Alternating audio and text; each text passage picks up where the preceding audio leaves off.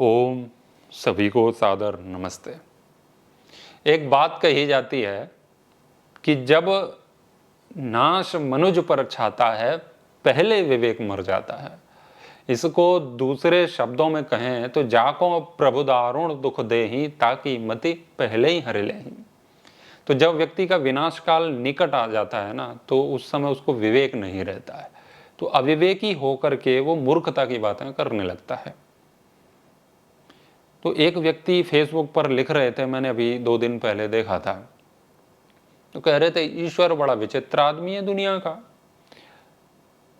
भक्तों से कहता है मेरी भक्ति करो, लोगों से अपनी चापलूसी करवाता है, मेरी प्रशंसा करो, हाँ भाई करो, सुबह उठो और दिन रात मेरे नाम का स्मरण करो, बोलो ओम ओम ओम ओम बोलो, यही तो अपनी चापलूसी करवाता है, खुश होता है, तब भक्तों को वो कुछ देता है, पता नहीं देता भी है या नहीं देता है। तो कैसा ईश्वर है जो अपनी चापलूसी में ही लोगों को लगाए रखता है? क्या इस दुनिया में आए हैं तो और कोई काम धंधा नहीं है?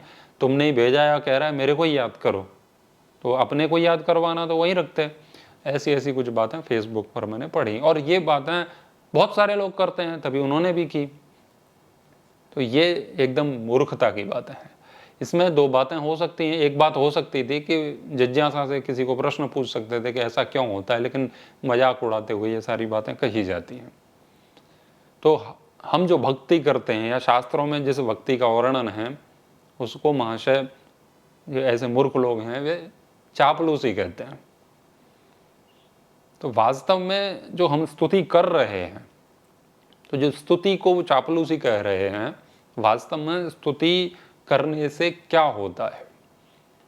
जब आप बोल रहे होते हैं इंद्रो विश्वस्य राजति शन्नो अस्तु द्विपदे संचतुष्पदे, या हिरण्य गर्भ समवर्तताग्रे भूतस्य जातः पतिरेक आसीत, या आत्मदा बलदा यस्य विश्व उपासते प्रशिशं यस्य देवाः यस्य छायामृतं यस्य मृत्युः कस्मै देवाय हविषा विधेम। आप जिन भी मंत्रों के द्वारा ईश्वर की भक्ति करते हैं, उपासना करते हैं, स्तुति करते हैं, प्रार्थना करते हैं, उसको ये मूर्खता कहते हैं। लेकिन हम जो कर रहे हैं उसका वास्तव में क्या प्रभाव होता है? जब हम कह रहे हैं कि प्रभु आप ही जगत नियंता हो, आप ही सर्वनियंता हो, चराचर जगत के कल्याणकारक, उद्धारक, तारणहार आप ही हो प्रभु, आप ही आत्मबल के दाता हो, सारे देवता आपकी ही प्रशंसा करते हैं, आप ही हमें यश देते हैं, आप ही हमें जीवन देते हैं, आप ही हमें प्राण देते हैं, आप ही प्राणों के प्राण हैं।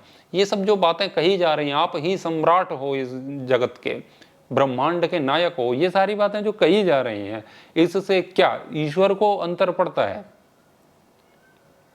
तो इसका उत्तर नहीं।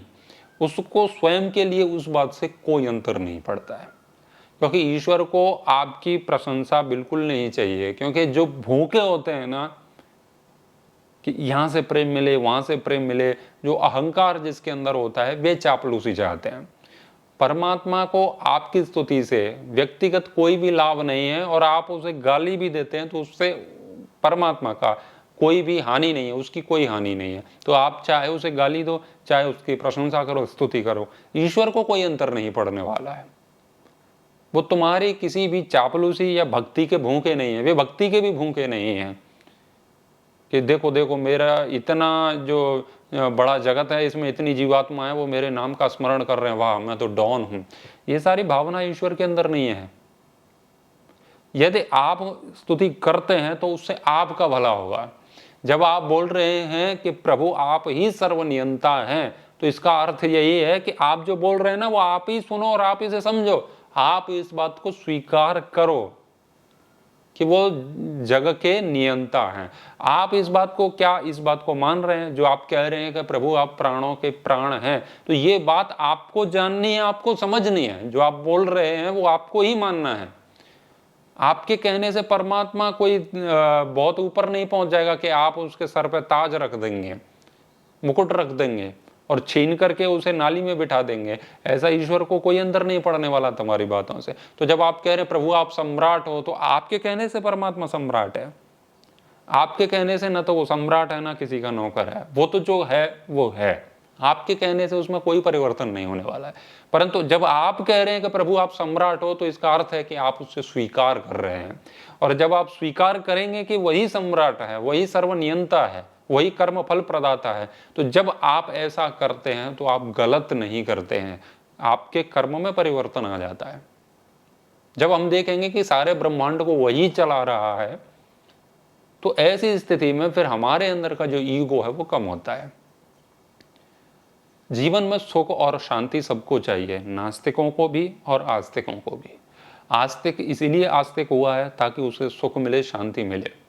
नास्तिक भी इसीलिए नास्तिक हुआ है कि उसे सुख और शांति मिले, क्योंकि उसे लगता था कि आस्तिकता में दुख है, व्यर्थ का प्रपंच है, सब सुख और शांति की खोज में है।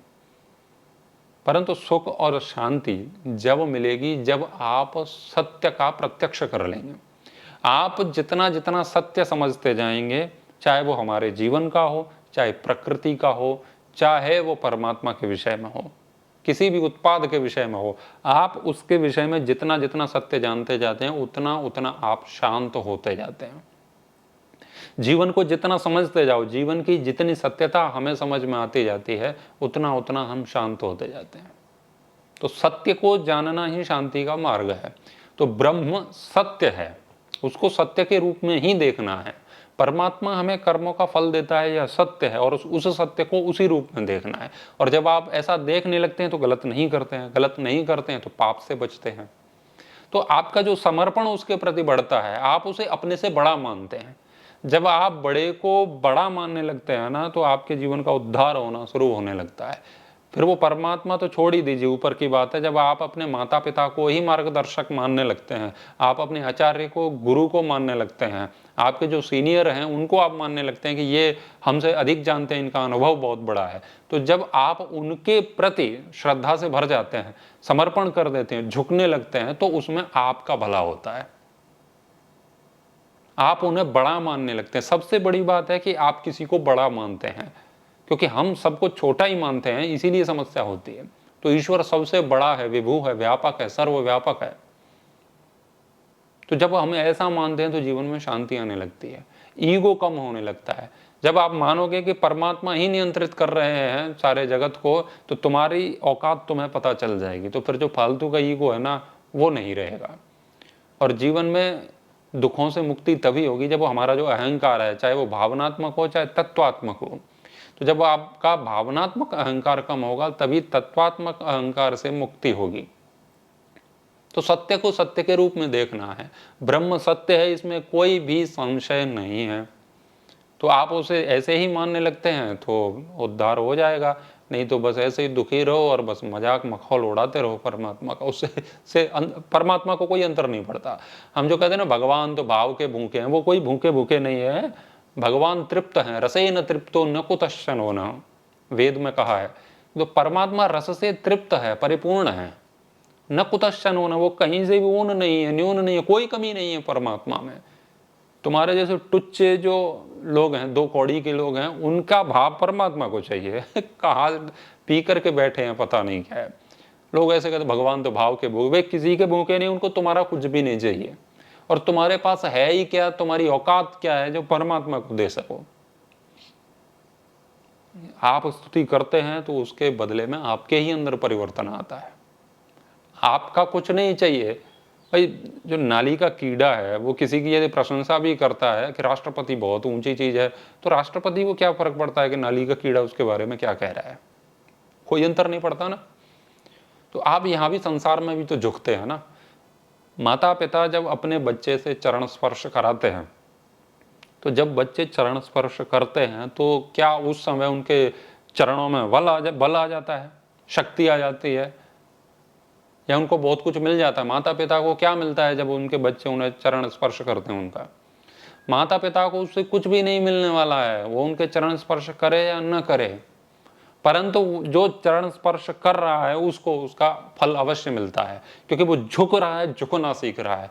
और अहंकार जितना कम होगा उतनी ही शांति आएगी। तो झुकने का अर्थ चरण स्पर्श करने से कुछ नहीं होता, झुक रहा है अर्थात वो उनको बड़ा मानता है, अपने से श्रद्धा है उनमें, तो फिर उनका मार्गदर्शन भी उसे प्राप्त होगा। तो वे जैसा जैसा कहेंगे वैसा वैसा करेगा तो जीवन में वो सफल होगा। तो जब ईश्वर के प्रति श्रद्धा से भर जाते हैं, आप उसे बड़ा मानते हैं, तो फिर जैसा जैसा वेद में निर्देश दिया है परमात्मा ने सत्य का निर्देश दिया है कि यही जो पथ है इस पर आप चलें तो कल्याण होगा, नहीं तो नहीं होगा। परमात्मा ने जो निर्देश दिया है सत्य का, तो जैसा जैसा कहा है उसने वैसा वैसा पालन करो। यदि वैसा पालन करते हैं तो आप सत्य में प्रतिष्ठित हो जाते हैं, क्योंकि परमात्मा तो सत्य का ही निर्देश करते हैं। तो जब आप सत्य का पालन करेंगे तो सत्य रूप हो जाएंगे, आप सत्य में प्रतिष्ठित हो जाएंगे। और जब ऐसा हो जाता है तो जहाँ सत्य है वहाँ पर दुख ही नहीं है, कोई क्लेश नहीं, कोई चिंता नहीं, कोई पीड़ा नहीं, तो आप सबसे मुक्त ही। तो परमात्मा की स्तुति भक्ति करने से आपका ही कल्याण है, आपका ईगो कम होगा, आप मानोगे कि वही है सबसे बड़ा। और जो हम छोटी छोटी बात में मानने लगते हैं मेरे अंदर वो पावर है, मैं ये कर दूंगा, मैं वो कर दूंगा, तो ईश्वर की स्तुति करोगे तो पता चलेगा कि तुम कुछ नहीं कर पाओगे और तुम कुछ हो भी नहीं, है ना। एक गुब्बारे की तरह हो, एक छेद होता है और गुब्बारा पी बोल के खत्म हो जाता है, ऐसे ही तुम भी गुब्बारे की तरह हो। अगर परमात्मा ने 1 मिनट के लिए भी, 2 मिनट के लिए भी तुम्हारी सांस बंद कर दी ना तो तुम्हारी हालत खराब हो जाएगी, और 3 मिनट के लिए बंद कर दी तो निकल ही जाओगे दुनिया से। तो परमात्मा बहुत बड़ी शक्ति है, उससे बड़ा संसार में कुछ भी नहीं है। तो यदि आप उसे ऐसा मानते हैं तो आपके जीवन का उद्धार होगा, नहीं तो ऐसे ही नरक की यातना है। जो जीवन में जो नारकीय दुख मिल रहे हैं वो मिलते ही रहेंगे, उसमें कोई भी संदेह नहीं है।